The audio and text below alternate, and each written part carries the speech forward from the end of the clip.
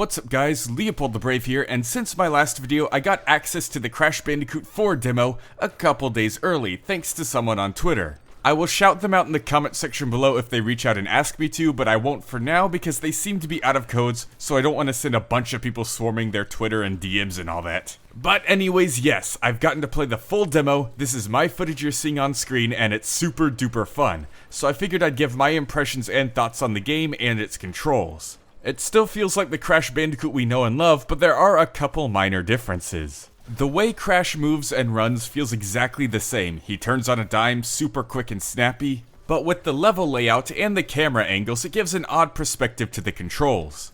Unlike the originals in the Insane trilogy, this game feels like it was built with the analog stick in mind rather than the D-pad. When I played for the first time, I started off using the D-pad and I found myself having a ton of trouble, but when I used the stick, everything felt super smooth and controlled. And don't worry, if you're a primarily D-pad user when it comes to Crash games like I am, it's not some new control scheme that you have to get used to all over again. It's a very easy transition and I got it just like that.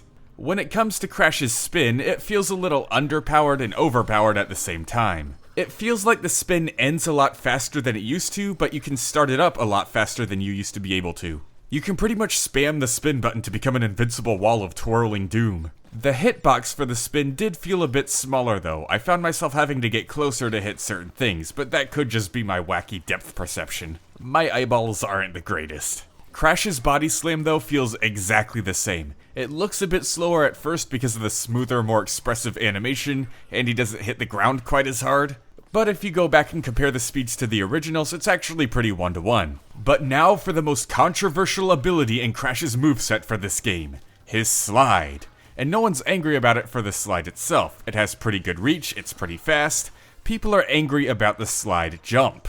And to be completely honest, I'm actually really fine with this slide jump. In previous Crash games, it was used to gain more horizontal distance, but in this game, the slide jump is pretty much used as a slide cancel, for if you only need to slide a short distance, like if you're going under an obstacle that's followed very closely by a bottomless pit. So I'm fine with this because the slide jump now serves a brand new purpose all on its own, rather than messing up a previous purpose that it used to use. And I also see this as fine because we don't need it anyways. The regular jump is overpowered enough as it is. Crash's jump speed is absolutely insane and he can go really far. The double jump is also really good at saving you as it resets all momentum and re-gives you complete control of Crash. I found myself overshooting a ton of jumps just because of how insanely powerful the jump is, and the double jump saved me countless times. So overall, when it comes to Crash's controls, he feels a bit new and a bit different, but not in a bad way. He feels the way Crash should control. I don't have much to say on the quantum masks, they work exactly as they're marketed, so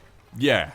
When it comes to Dr. Neo Cortex, he's obviously going to feel a lot different than he did in Crash to Insanity, though they did keep a few of his trademarks like his extremely short jump.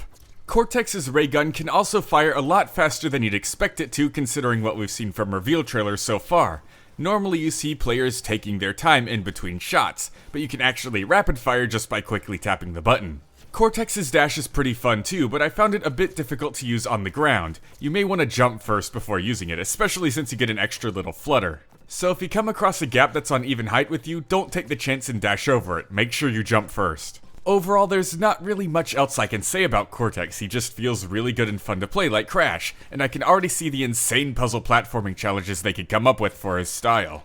To summarize though, the demo was extremely fun and this game is going to be fantastic. Crash controls and feels a little different, but not in a bad way. It feels new and familiar at the same time, like a natural progression of the Crash Bandicoot formula instead of just clinging to the same old things. So when all of you play the demo tomorrow and it doesn't feel exactly like the original or the Insane trilogy, don't panic. Just give yourself 1 or 2 minutes to adjust and you'll be totally fine. I seriously can't wait for October 2nd to get here. If you got a chance to play the demo early, let me know what you thought down in the comment section below. And if you haven't yet, let me know what you think based on what I said about how the game controls and feels. Are you excited? Are you worried? Let me know.